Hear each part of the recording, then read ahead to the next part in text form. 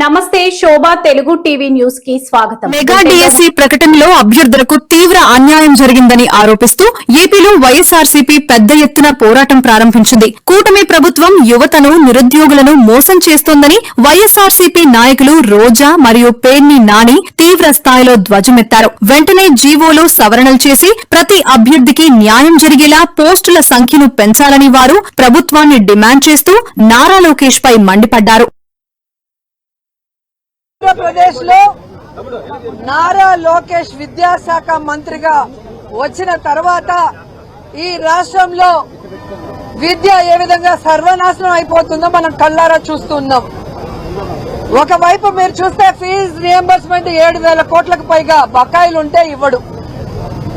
ఇంకో పక్క స్కూల్ కి పిల్లలకి యూనిఫామ్ ఇవ్వడు, బ్యాగులు ఇవ్వడు, బుక్కులు ఇవ్వడు, నాణ్యమైన అన్నం పెట్టలేడు. ఇంగ్లీష్ మీడియం ఉంటే తీసేస్తాడు, సిబిఎస్ సిలబస్ తీసేస్తాడు, ఐబీఎస్ తీసేస్తాడు. అమ్మఒడి ఇమ్మంటే ఫస్ట్ సంవత్సరం ఇవ్వకుండా ఎగనామం పెట్టాడు. రెండో సంవత్సరం మొన్న 3వ సంవత్సరం అరాకొర అది కూడా సగం మందికి వేసి సగం మందికి పంగనామాలు పెట్టాడు.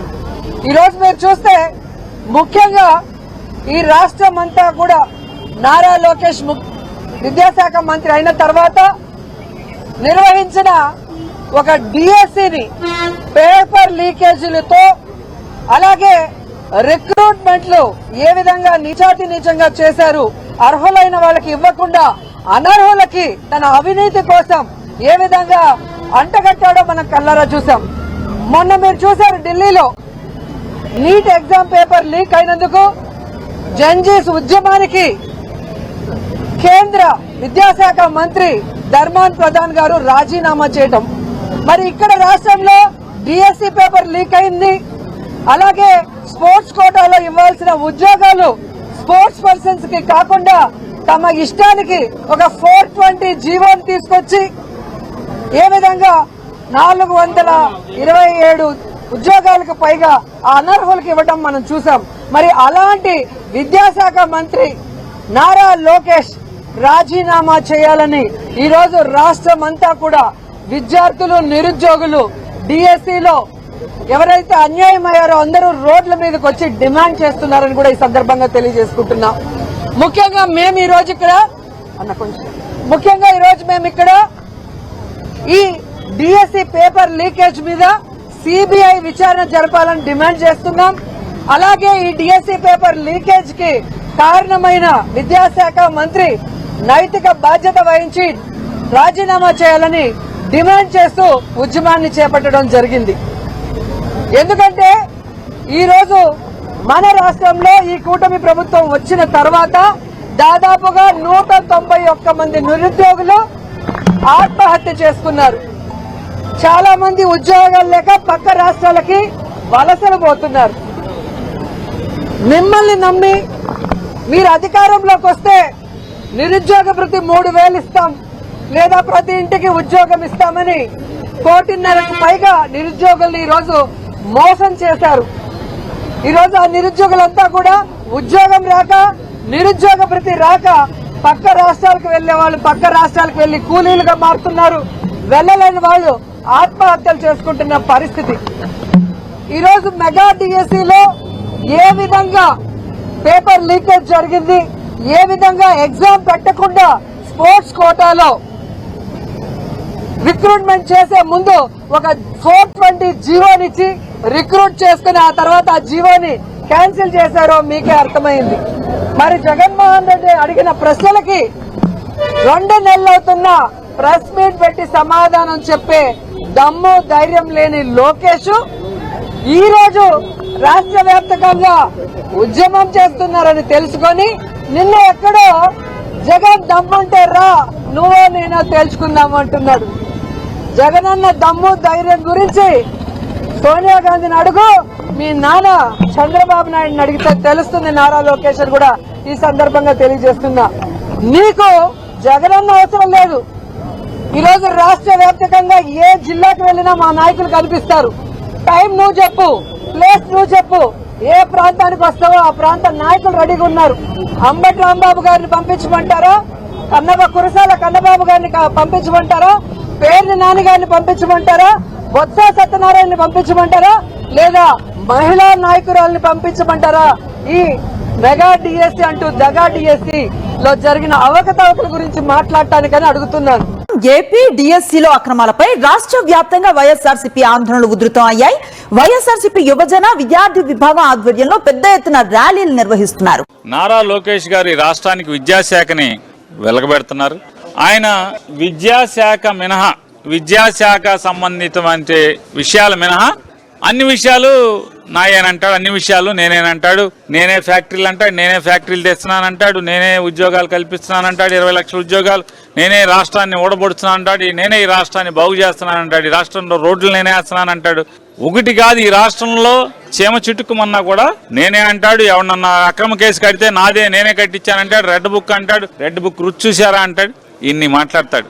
కార్యకర్తలతో చప్పట్లు కొట్టించుకుంటాకి జగన్మోహన్ రెడ్డి గారిని సైకో అని నోటుకు వచ్చినట్టు మాట్లాడతావు, ప్రగల్భాలు పలుకుతావు. ఉత్తర కుమార్ ప్రగల్భాలు మాత్రం విపరీతంగా మాటలు కోటలు దాటిస్తాడు నారా లోకేష్ నాయుడు గారు. ఇప్పటికి ఎన్నిసార్లు? ఇప్పటికి 2-3 సార్లు డిఎస్సి మీద ఆయన సవాల్ చేస్తే మేము స్పందించాం. అరే బాబు, దేనికైనా లోకేష్ గారు సమవుజ్జీ కావాలి. ఈ రాష్ట్రానికి మంత్రివి, మొదటిసారి ఎమ్మెల్యే మీరు చేసేది, first time MLA Nara Lokesh, మంత్రి మీ హోదా. అది మేము కూడా మంత్రులకు పెట్టిన వాళ్ళు ఉన్నాం, మేము వస్తామని చెప్పి సమయం చెప్పు, డేట్ చెప్పు, ప్లేస్ చెప్పు అని చెప్పి మేము కూడా ప్రతి సవాల్ చేసాం. నీకు చేత కాకపోతే నాని నువ్వే ఫిక్స్ అయ్యని చెప్పు, నేను పెడతానని చెప్పాను. దానికి ఉలకో పలకో ఇవాళ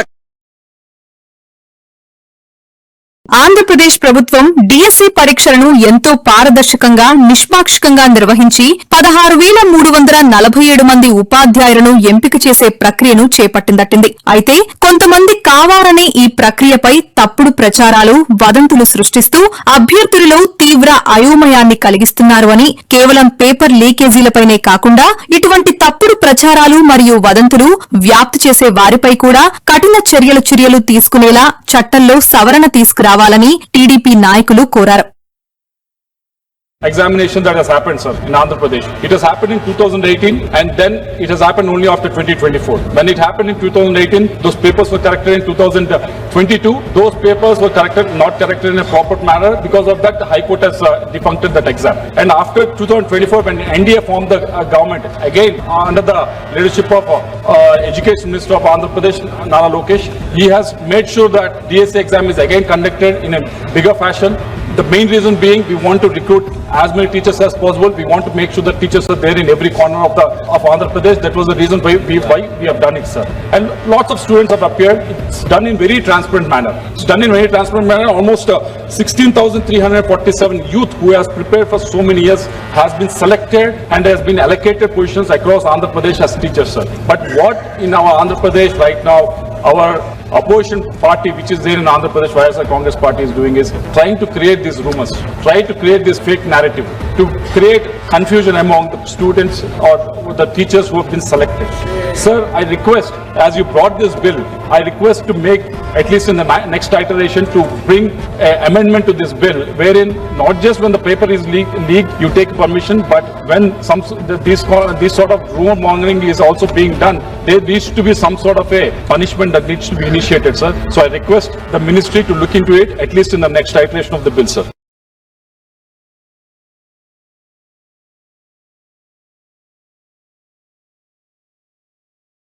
పండుగల సమయంలో సంతోషంగా ఉండాల్సింది పోయి బస్సు ఫేర్లు, బైక్ పెట్రోల్ కూడా డబ్బులు లేక తీవ్ర ఇబ్బందులు పడుతున్నామని బాధితుడు ఆవేదన వ్యక్తం చేశారు. ఉపాధి కోల్పోవడం వల్ల 45 ఏళ్లకు పైబడిన వారు, దివ్యాంగులు మళ్లీ వేరే ఉద్యోగాలకు పోటీ పడే వయోపరిమితి అర్హతను కూడా కోల్పోయామని, మునుపటి ప్రభుత్వాల సమయంలో లేని సమస్యలు ఈ మధ్యకాలంలోనే వచ్చాయని, తమను వెంటనే తిరిగి విధులలోకి తీసుకుని తమ కుటుంబాలను ఆదుకోవాలని పలువురు నిరుద్యోగ యువకులు కోరారు. నెల నెల ఎప్పుడు వస్తే జీతాలని చూసుకుంటూ ఉండాలి. కానీ అంటే మీరు పండుగ వస్తే భయం వేస్తుందని మీరు అంటున్నారు. అందరూ పండుగ రావాలి, పండుగ చేసుకోవాలనుకుంటారు. మాకు డిఫరెన్స్ అది సార్. ఇప్పుడు ప్రజాప్రభుత్వం అట్లా అయిపోయింది. సాలరీ వస్తే మేము కూడా పండుగ లాగా చేసుకుంటాం సార్. మేము కూడా అసలు నెల నెల సాలరీ పక్కకు పెట్టు, డైరెక్ట్ తీసి పడేసి తీసే పడేసి. అదే సార్ మాకు బాధగా ఉంది సార్. మళ్ళీ రిటర్న్ గా మాకు తీసుకుంటే బాగా సంతోషిస్తాం సార్. మా ఏమంటే మాది రిక్వెస్ట్ ఇదే సార్, మాకు మళ్ళీ తీసుకోండి, మా సేవలు మళ్ళీ మీకు ఎట్లా ఉంది కుటుంబ పరిస్థితి? ఒక 6 నెలల నుంచి చెప్పలేము సార్. ఫీజులు డేట్ వచ్చేసినాయి sir. First term fee date ఇవ్వమని చెప్తున్నాం. బస్సులు ఫీజు వచ్చేసినాయి సార్. ఇప్పుడు మాకు పోయడానికి పెట్రోల్ కూడా లేవు సార్. మాకు ఆఫీస్కి వెళ్ళడానికి పెట్రోల్ కూడా లేదు. అప్పులు చేసుకుంటే ఇప్పుడు టర్మినేట్ చేసిన అంటారు, మళ్ళీ ఆఫీస్కి రమ్మంటారా? వస్తున్నారు సార్, మేము పనికి రమ్మంటారు. అంటే అక్కడ ఆఫీసర్స్ అందరూ అవసరం అని చెప్తున్నారు. ఫైనల్ ఇక్కడ అర్థమైందంటే ఓన్లీ గవర్నమెంట్ కి మీరు అవసరం లేదనిపిస్తుంది. కలెక్టర్ కి, ఎంఆర్ఓ కి అందరికి అవసరం అనిపిస్తుంది. అందరు లెటర్ కూడా ఇచ్చిండ్రు సార్ CCLA-కి. మళ్ళీ మాతో ఏమైందో అర్థమైతలేదు సార్. ఎవరో చేసిన ఏమో కానీ మా మీద పడుతుంది అట్లా అని అనిపిస్తుంది సార్. మాకు జస్ట్ మళ్ళీ 600 మంది, పెద్ద వేల మంది కూడా కాదు, 650 మెంబర్స్ సార్. 650 మెంబర్స్. మా రిక్వెస్ట్ ఏమంటే సార్, మాకు రిటర్న్ గా మళ్ళీ తీసుకోండి సార్. ఏమంటుండ్రు రెవెన్యూ మంత్రి? ఏమంటుండ్రు? స్టేట్ పాలసీ అని అంటుండ్రు సార్. ఏం లేదు, వన్ వర్డ్, ఇది స్టేట్ పాలసీ, దానికి చర్చలు చేయాలి, మీరు ఎలాంటి కానీ just one word state policy. మీ జీవితాలు ఏందో, మీ కుటుంబ పరిస్థితి ఏందో ఆలోచించలేదు ఇక్కడ సార్. 45 ఏజ్ అబోవ్ ఉన్నారు సార్. కొంతమంది వీడియో ఉన్నారు, వికలాంగులు ఉన్నారు సార్. వాళ్ళ పరిస్థితి ఎట్లా సార్? మేము కూడా సార్ ఎలిజిబుల్ లేదు సార్. మేము గ్రూప్స్ కి రాయడం చేద్దామంటే కూడా ఎలిజిబుల్ లేదు సార్. మేము వయసు అయిపోయింది సార్. వయసు అంతా దారబోసినారు ఎంఆర్ఓ ఆఫీస్ కి. ఈ రోజు వెళ్ళబడుతున్నాం. కలెక్టర్ ఆఫీస్, ఎంఆర్ఓ ఆఫీస్, తహసీల్దార్ ఆఫీస్ అన్నిట్లో పనిచేస్తున్నాం సార్. అన్ని విధంగా పనిచేస్తున్నాం సార్. ఇప్పుడు మాకు రిక్వెస్ట్ ఏం సార్, మళ్ళీ మాకు తీసుకోవాలి సార్. మాకు ఏం పెద్ద కోరికలు లేవు, ఏం లేవు సార్. మళ్ళీ మాకు రిటర్న్ గా తీసుకోవాలి, మాకు కొంచెం ఉండాలి సార్. అంటే గతంలో కూడా అంటే వాళ్ళు కాంగ్రెస్ వాళ్ళు ఈ పోస్టులు ఇచ్చినారా అన్నారు, తర్వాత బీఆర్ఎస్ కూడా వచ్చింది మధ్యలో. అలా మిమ్మల్ని టచ్ చేసేప్పుడు ఏం టచ్ చేయాలి సార్? ఈ మధ్యలోనే అయిపోయింది సార్. ఈ మధ్యలో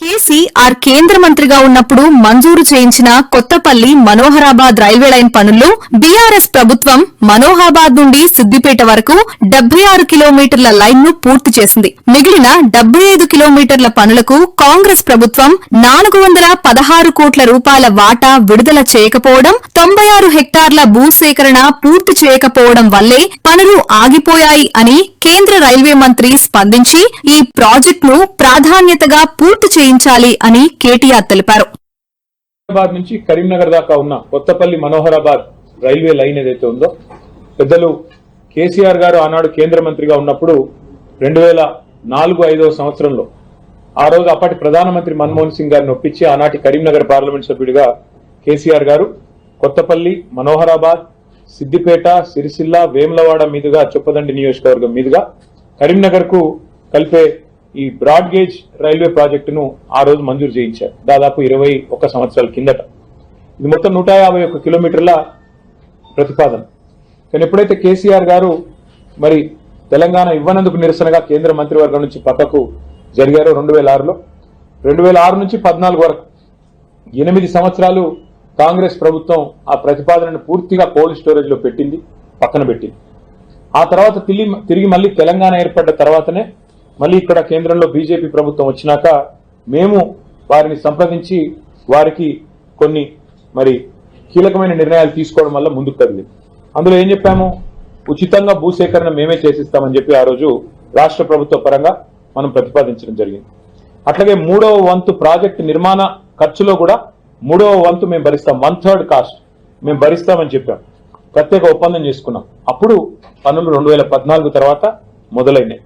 మరి మొదలైన పనులు మధ్యలో కోవిడ్ వచ్చినా, ఇంకా ఇతరత్ర సమస్యలు వచ్చినా, మోడీ గవర్నమెంట్ సహకరించకపోయినా మనోహరాబాద్ నుంచి సిద్దిపేట వరకు సుమారు 76 కిలోమీటర్ల వరకు రైల్వే లైన్ పూర్తయింది.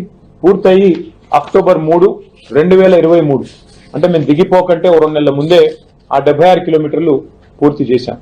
కానీ మిగతా 75 కిలోమీటర్లు ఏదైతే ఉందో సిద్దిపేట, సిరిసిల్ల, వేములవాడ, అక్కడి నుంచి మనకి చొప్పదండి మీదుగా కొత్తపల్లి పోయేది, ఇంతవరకు మళ్ళీ 2.5 సంవత్సరాల్లో కాంగ్రెస్ ప్రభుత్వం వచ్చింది. మళ్ళీ ఆ రైల్వే లైన్ మళ్ళీ ఆగమైపోయే పరిస్థితి ఉంది. అందుకే ఇవాళ కేంద్ర మంత్రి గారిని తెలంగాణ ప్రభుత్వం ఇంకా కొన్ని డబ్బులు ఇవ్వాలి. మనం గతంలో చేసుకున్న ఒప్పందం ప్రకారం 416 కోట్ల రూపాయలు మరి ఇవ్వాలి. అది ఇవ్వకపోవడం వల్లనే ఇవాళ కాంగ్రెస్ ప్రభుత్వ సహాయ నిరాకరణ వల్లనే ఆగింది అని చెప్పి మంత్రి గారు కూడా మాకు చెప్పడం జరిగింది. భూసేకరణ మరొక 96 హెక్టార్లు చేయాల్సి ఉంది అని చెప్పి మరి ఇక్కడ రాజ్యసభలో కేంద్ర ప్రభుత్వం మా సభ్యులు ప్రశ్న అడిగితే సమాధానం కూడా ఇచ్చారు. ఇక్కడ వాస్తవం ఏమంటే 20 ఏళ్ల కింద ప్రతిపాదించిన ప్రాజెక్ట్ ఇక సమయం గడిచిన కొద్దీ కాస్ట్ పెరుగుతా ఉంది. అందుకే మంత్రి గారికి గుర్తు చేశాం, మొదలు మంజూరు అయినప్పుడు 1160 కోట్లు ఈ రైల్వే లైన్ యొక్క అంచనా వ్యయం. ఈ రోజు అది 2780 కోట్లకు పెరిగింది, అంటే డబల్ కంటే ఎక్కువైంది. ఈ ప్రాజెక్ట్ వల్ల లాభం ఏంటి ఈ రైల్వే లైన్ వల్ల అంటే, మధ్యలో టెక్స్టైల్ హబ్ గా ఉన్న సిరిసిల్ల, మరి ఒక తిరుపూర్ స్థాయిలో తమిళనాడులో ఎదిగేదానికి ఆస్కారం ఉన్న ప్రాంతం సిరిసిల్ల. వాళ్ళ సిరిసిల్ల నుంచి వస్త్ర ఉత్పత్తులు, అపారెల్ పార్క్ కానీ, టెక్స్టైల్ పార్క్ కానీ, అక్కడి నుంచి ప్రపంచ విపణిలోకి పోతా ఉన్నాయి, ప్రపంచ మార్కెట్లోకి పోతా ఉన్నాయి. ఇవాళ న్యూయార్క్ దాకా, అమెరికా దాకా కూడా సిరిసిల్లలోని కొన్ని కంపెనీలు తమ తమ టెక్స్టైల్ ఉత్పత్తులను వారు ఎక్స్పోర్ట్ చేస్తా ఉన్నారు. అట్లాగే పక్కన దక్షిణ కాశీగా పేరుపడ్డ వేములవాడ కూడా అదే సర్క్యూట్ లో ఉంది. కాబట్టి రాజరాజేశ్వర స్వామి దేవాలయం అక్కడే ఉంది. లక్షలాది మంది మరి ఆ దేవాలయాన్ని కూడా సందర్శిస్తూ ఉంటారు. అందుకే ఇంతటి ప్రాధాన్యత కలిగిన ఈ లైన్ ని మరి వెంటనే ప్రయారిటీ కింద టేకప్ చేయాలని చెప్పి అశ్విని వైష్ణవ్ గారిని, కొంత రాష్ట్ర ప్రభుత్వాన్ని ఒక ముళ్ళుగర్రతో పెట్టి పొడిచినట్టయితే ఏమైనా కదులుతారేమో. నేను చెప్తే ఎట్లాగూ వారు వినరు, మీరన్నా గట్టిగా మీ డిపార్ట్మెంట్ కాబట్టి చెప్పండి అని చెప్పి వారిని కోరారు. హైదరాబాద్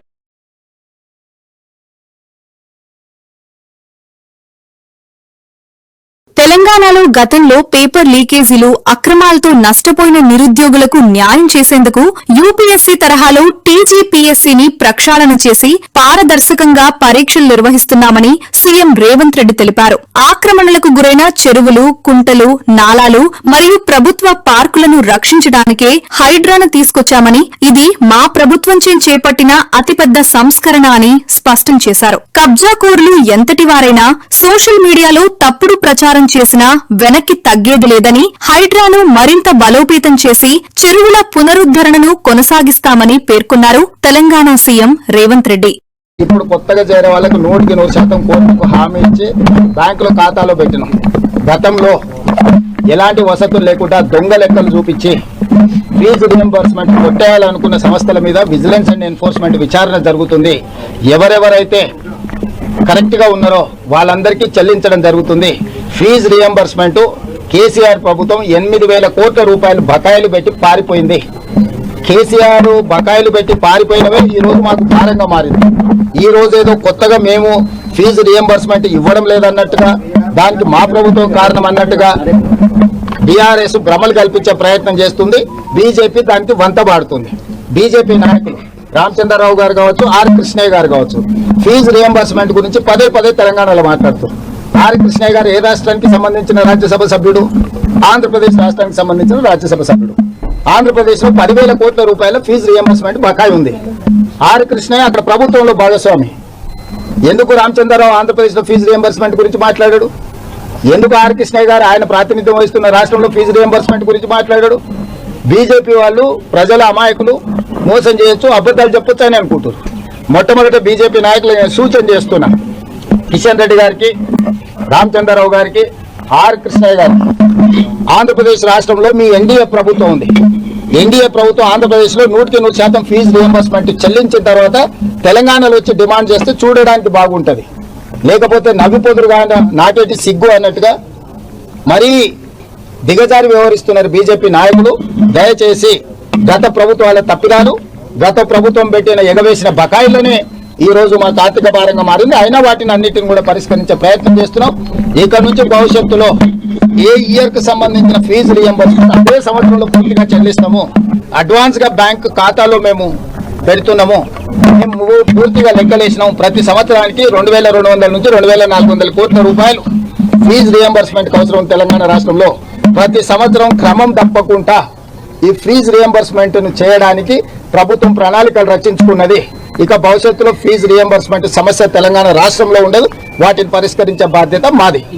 ఇప్పుడు కేంద్ర ప్రభుత్వం ఏం చట్టం చేస్తుందో చూసి ఆ చట్టాన్ని దృష్టిలో పెట్టుకొని రాష్ట్రంలో కూడా ఏ విధమైన ప్రక్షాళన చేయాలి. మీకు తెలుసు, ఉద్యోగాలకు సంబంధించి గతంలో తెలంగాణలో చాలా సార్లు ప్రశ్నపత్రాలు లీక్ అవ్వడం, దానికి సంబంధించి బాధితులు ఉండడం, సమస్యలు రావడం, వాటన్నిటిని కూడా ప్రక్షాళన చేసి యూపీఎస్సీ విధానంలో ఈరోజు తెలంగాణ పబ్లిక్ సర్వీస్ కమిషన్ కూడా ప్రక్షాళన చేసి నియామకాలు చేపట్టడం వల్ల మేము పారదర్శకంగా పరీక్షలను నిర్వహించడం జరిగింది. కాబట్టి ఈరోజు తెలంగాణ అన్ని విషయాలలో పారదర్శకంగా, విద్యార్థులకు నష్టం జరగకుండా, ప్రజలకు ఒక నమ్మకం, విశ్వాసం కలిగించే విధంగా పరీక్షలు నిర్వహిస్తుంది. గ్లోబరీనా లాంటి సంస్థలు తెలంగాణలో ఆనాడు అక్రమాలకు పాల్పడ్డాయి. ఆనాటి ప్రభుత్వం చర్యలు తీసుకోకపోవడం వల్ల వాళ్ళు సిబిఎస్ఈ కూడా విస్తరించి సిబిఎస్ఈ పరీక్షలను కూడా గందరగోళం చేసిండ్రు. అందుకే ఇట్లాంటి సంస్థల పట్ల కఠినంగా వ్యవహరించాల్సిన అవసరం ఉన్నది. దానికోసం కేంద్ర ప్రభుత్వాన్ని కూడా విజ్ఞప్తి చేసినాం. ఇప్పుడు కేంద్ర ప్రభుత్వం చేసే చట్టాన్ని దృష్టిలో పెట్టుకుని రాష్ట్రంలో కూడా మేము చట్టాలను రూపొందించుకున్నాం. దొంగలు అంటారు, కబ్జా కోరలు అంటారు, బీఆర్ఎస్ వాళ్ళు అంటారు. చెరువులను, నాలాలను, గుంటలను కబ్జా పెట్టుకొని ప్రభుత్వ భూములను, ప్రభుత్వ పార్కులను కబ్జాలు పెట్టుకున్న వాళ్ళు కోర్టులను తప్పుదోవ పట్టించి కంటెంప్ట్ ఆఫ్ కోర్ట్ అంటారు. కంటెంప్ట్ ఆఫ్ కోర్ట్ ఉంటే అధికారులను మార్చాలనే నిబంధన ఉంటే గతంలో సోమేష్ కుమార్ మీద 400 కంటెంప్ట్ కేసులు ఉన్నాయి. ఆ రోజు ఇవన్నీ ఏది మాట్లాడలే. ఒక అధికారిని ఎక్కడ నియమించాలనేది ప్రభుత్వం యొక్క విచక్షణ అధికారం. ఆ విచక్షణ అధికారాన్ని ఎవరు గుంజుకోలేరు. కాబట్టి ఈరోజు తప్పుడు కేసులను న్యాయస్థానాల మీద సంపూర్ణమైన విశ్వాసం ఉంది. న్యాయస్థానాలలో ఎదుర్కొంటాం. హైడ్రా మంచి పనులు చేస్తుంది. మా ప్రభుత్వం తీసుకొచ్చిన the greatest reform is Hydraa. We have protected lakes and nalas and water bodies. So we don't have any issues with Hydra. We are going to empower Hydra. Hydra is one of the best institution. We got appreciation from all over India. కొట్టేదే బడాబాబులను లేఖనాల్లో ఉన్నదే. బడాబాబులు అంటే నువ్వు సొంతలు కట్టుకుంటే పోయి నీళ్లు కూడా కొట్టాలా? నువ్వు పార్కులో కబ్జా పెట్టుకుంటే పార్కుల కబ్జాలు పెట్టిన కూలగొడతావు. నువ్వు చెరువులను, కుంటలను ఆక్రమించుకుంటే వాటిని కూలగొడతావు. బడాబాబులు జూబ్లీహిల్స్ సొంత డబ్బులతో ఇల్లు కట్టుకుంటే హైదరాబాద్ కూలగొడతాయండి. హైడ్రా జాబే ప్రభుత్వ పార్కులను, చెరువులను, కుంటలను, నాలాలను కాపాడడమే. ఆ పని పర్ఫెక్ట్ గా చేస్తుంది. ఎక్కడైతే కబ్జాకోరులు తప్పుడు డాక్యుమెంట్లతో కోర్టులను తప్పుదోవ పట్టించి అదేవిధంగా బతుకమ్మ కుంట లాంటి వాటిని కూడా బీఆర్ఎస్ వాళ్ళు కబ్జా పెట్టుకొని దాంట్లో కూడా కంటెంప్ట్ ఆఫ్ కోర్ట్ వేసిండ్రు. దాని పేరే బతుకమ్మ కుంట. ఆ బతుకమ్మ కుంటను ఆక్రమించుకుంటే దాన్ని పునరుద్ధరించిండ్రు. దాని మీద కూడా కోర్టు ఈరోజు కంటెంప్ట్ మూవ్ చేసింది, కేసు నడుస్తుంది. వీటిని ఏ విధంగా చూడాలి? అదేవిధంగా ముఖ్యమైన ఒక కబ్జా కోర్టు 100 ఎకరాల ప్రభుత్వ భూమి కబ్జా పెట్టుకుంటే ఖాళీ చేయించి ఏ విధంగా చూడాలి? సో ఇలాంటి వాళ్ళు కూడా ఈరోజు మీకు కంటెంప్ట్ ఆఫ్ కోర్ట్ అని కేసులు వేసింది. కాబట్టి దయచేసి హైడ్రాని పని చేయనీయకుండా అడ్డుకోవాలనే కబ్జా కోర్లకు మీరు ఎవరు సహకరించండి. మీడియా కూడా నేను విజ్ఞప్తి చేస్తున్నా. ఈ రోజు ఏ భూమి కూడా ఇతరులకు ఇవ్వలే. ప్రభుత్వం తీసుకున్నది చెరువులను, కుంటలను పునరుద్ధరించింది. అది ఆక్రమించుకున్న వాళ్ళు ధనవంతులైనా పేదవాళ్ళైనా ఈ రోజు మీకు ఎన్కన్వెన్షన్ కూలగొట్టిరు పేదోళ్ళదా? అది గండిపేట చెరువులు ఆక్రమించుకున్న వాళ్ళు కూలగొట్టిరు పేదోళ్ళదా? బతుకమ్మ కుంటను ఆక్రమించుకున్న వాళ్ళు పేదోళ్ళ? ఎట్లా సుధాకర్ రెడ్డి అని టీఆర్ఎస్ కాన్స్టిట్యున్సీ ఇన్ఛార్జ్ కేసీఆర్ గారు వస్తే విమానంలో పూల వర్షం కురిపించండు. 10 ఎకరాలు బతుకమ్మ కుంటను కబ్జా పెట్టి అమ్ముకున్న తర్వాత పూల వర్షమైంది, కనక వర్షమే కురిపించవచ్చు. ఇట్లాంటి కబ్జాదారులను కాపాడడానికి డబ్బులు పెట్టి సోషల్ మీడియాలో తప్పుడు ప్రచారం చేసి ప్రభుత్వాన్ని బదనాం చేయాలనే ప్రయత్నం చేస్తుండ్రు. ప్రభుత్వానికి స్పష్టత ఉన్నది. హైడ్రా కార్యాచరణ పట్ల, హైడ్రా నిర్వహిస్తున్న బాధ్యతల పట్ల ఖచ్చితంగా హైకోర్టు ఇచ్చిన ఆదేశాలు ఇంకా నేను పరిశీలించలేదు. ప్రభుత్వ పరంగా సమీక్ష చేస్తాం. తప్పకుండా కోర్టు ఆదేశాలు ఇస్తే న్యాయస్థానాన్ని గౌరవిస్తాం. అదేవిధంగా హైడ్రా కొనసాగిస్తున్న పనులను కూడా భవిష్యత్తులో కూడా కొనసాగిస్తాం. ధన్యవాదాలు.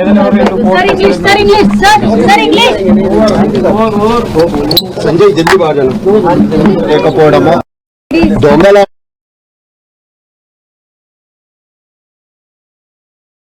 రేవంత్ రెడ్డి వచ్చి 30 నెలలైన నేరేళ్ల ఉదంతం, అక్కడ జరిగిన అన్యాయాల గురించి లేదా బాధితుల గురించి ఏ మాత్రం మాట్లాడకపోవడం దారుణమని కల్వకుంట్ల కవిత విమర్శించారు. తానేమీ ఒక టూరిస్ట్లా వచ్చి ఫోటోలు దిగి వెళ్లడానికి రాలేదని, తెలంగాణ ఆడబిడ్డగా నేరేళ్ల బాధితులకు అండగా నిలబడి న్యాయం పోరాటం చేసేందుకు వచ్చారని స్పష్టం చేశారు. బాధ్యులకు శిక్ష పడే వరకు మరియు సరైన పరిష్కారం లభించే వరకు అందరూ కలిసి పోరాడాలని ఆమె పిలుపునిచ్చారు.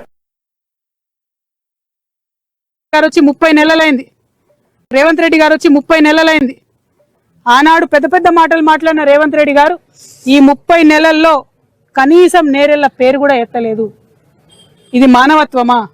ఇంత అన్యాయం ఉంటుందా? ఓట్ల కోసమేనా మనం చేసేదంతా? ఈ నేరెళ్ల నేల నెత్తుడితో తడవలేదా? అది గుర్తొస్తలేదా మీకెవరికి? మర్చిపోయిన మా మానవత్వం అనేటిది సంపూర్ణంగా. అన్ని పార్టీలను అడుగుతున్నా నేను, ఇవాళ ఒక ఆడబిడ్డగా అడుగుతున్నా. కనీసం ఆలోచించాలి కదా. ఒక్కరోజు వచ్చి పరామర్శించి ఫోటోలు దిగిపోతే అయిపోతుందా? నేను అట్లా టూరిస్ట్ లెక్క రాలేదు, పరామర్శించిపోవడానికి రాలేదు. నేరెళ్ల బాధితులందరినీ నేను ఒక ఆడబిడ్డగా, తెలంగాణ ఆడబిడ్డగా, పౌరుషం ఉన్న ఆడబిడ్డగా, మనకు జరిగిన అన్యాయం, మనకు జరిగిన అవమానం మర్చిపోద్దని చెప్పడానికి ఇక్కడికి వచ్చిన. ఖచ్చితంగా ప్రశ్నిద్దాం, ఖచ్చితంగా పరిష్కారం తీసుకుందాం. మన మీద ఈ దమనకాండ చేసిన వాళ్ళు ఎంత పెద్ద వాళ్ళైనా వాళ్ళకి శిక్ష పడే వరకు పోరాడదాం, నిలబడదాం. మన తెలంగాణ గడ్డ ఉన్నదే ప్రశ్నించే గడ్డ. ప్రశ్నించిన ప్రతి ఒక్కరిని అవమానిస్తున్నారు, బయటికి పంపిస్తున్నారు, దాడులు చేస్తున్నారు, దాష్టికం చేస్తున్నారు. అది ఆ ప్రభుత్వం లాగాలే ఈ ప్రభుత్వంలో కూడా ఆగుతలేదు. ముఖ్యమంత్రి గారిని ఒకటే డిమాండ్ చేస్తున్నా నేను, కనీసం మీకు ఇంత మానవత్వం మిగిలిన్నా ఆనాడు ఓట్ల కోసం వచ్చి వీళ్ళని